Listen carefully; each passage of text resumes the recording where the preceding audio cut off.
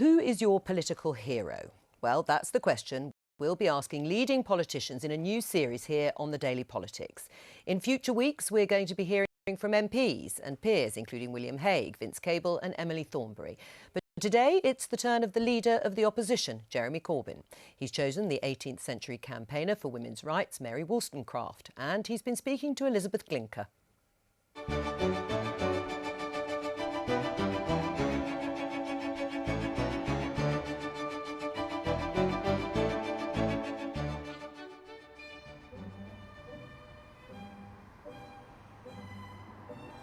Jeremy Corbyn, who is your political hero? Mary Wollstonecraft. OK, so tell me about her. Well, we're in the chapel. Over there is where she used to sit and worship. And Mary came to this place as a 25-year-old in order to found a girls' school. It didn't actually last very long, but it was the principle about women and girls' education that she was passionate about. Born in London in 1759, Mary Wollstonecraft is considered by many to be the mother of modern feminism. A radical thinker, novelist and writer, her love affairs and ideas scandalised polite society. She was a kind of historically suppressed figure, if that's the right word. She had an approach which was, these days I suppose you'd describe as sexual freedom or free love to some extent. And the Moors of the 19th century couldn't cope with that for women. Many people will be surprised that you have chosen this proto-feminist, but they might have expected you to pick a more kind of clear socialist thinker. So why her? Well, because she had a complicated life and she was always exploring. And I just think the process that she went through in her life shows that if you think hard enough, you can actually change a lot of things. And she didn't know it at the time. She was fundamental to changing attitudes between men and women. She didn't want women to be superior over men. She wanted women to control their own lives. Written when she was 33, her most famous work, A Vindication of the Rights of Women, confounded the social order by imagining a world where women were the equals of their husbands. How did you first come across her? Well, I knew you were going to ask that. It must have been probably 1970s, I should think, because a number of us were very active in the Labour Party on women's right to choose and women's rights to representation. And I think it would have been about then, and I'm sure my mother would have been talking about her.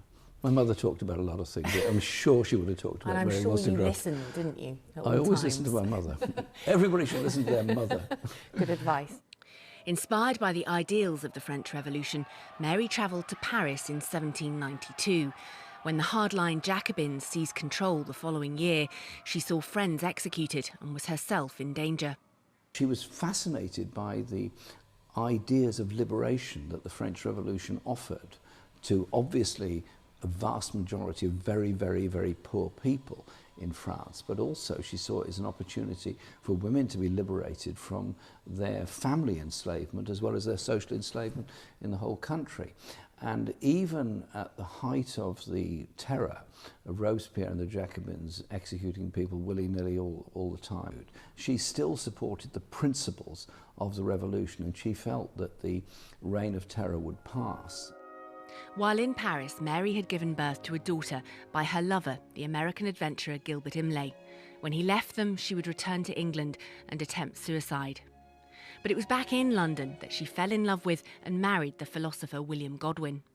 Her and Godwin had two houses next door to each other at the Polygon in just near Euston Station. And I don't quite know why they did this. They wrote letters to each other every day. Do you think that's the secret to a good marriage, is separate houses, what, you'd like corresponding rather than talking? I suppose it happens. I mean, men go to the man cave in the garden or go to the golf course or the allotment or something, and women go somewhere else in order to be on their own. They just took it a bit further and had two houses. But I couldn't quite work out why there was a need to write to each other every day, because they could have chatted over the fence. Tragically, Mary would die just days after having given birth to her second daughter. Also called Mary, that little girl would go on to write the literary classic Frankenstein.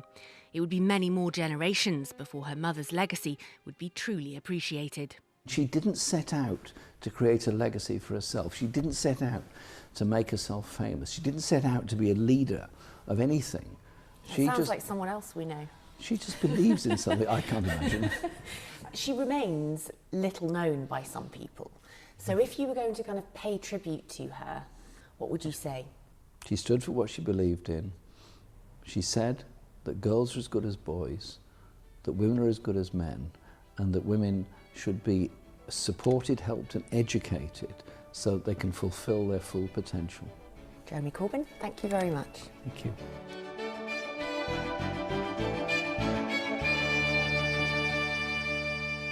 Well, that was Jeremy Corbyn's political hero, and next week it will be the turn of former Conservative leader William Hague. Claire, what did you make of his choice for political hero? Listen, I'm not often excited by Jeremy Corbyn, but this was an inspired choice. I mean, absolutely brilliant, because Mary Wollstonecraft, in so many ways, represents that fight for liberation.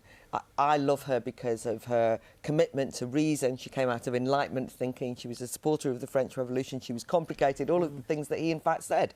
It's to his credit he said it. And I thought as he was speaking even, it was a reminder of where the roots of women's liberation came from, and that demand for equality and how long it's taking. And sexual liberation. Well, no, my fear is that sadly that contemporary feminism, which seems to wallow in its own victimhood and loss of agency, has forgotten what the gains of sexual liberation really could have been and were. Raphael, do you think Mary Wollstonecraft was a safe choice for Jeremy Corbyn, that he didn't go for what people might have expected in terms of a sort of great political revolutionary? And is this part of Labour's softening sort of presentational approach? John McDonnell's in Davos for the first time. Yeah, I think, look, I mean, it's obvious from the way he spoke about the subject there, he knows lots about it and cares about it. So his interest and support for, the process is sincere.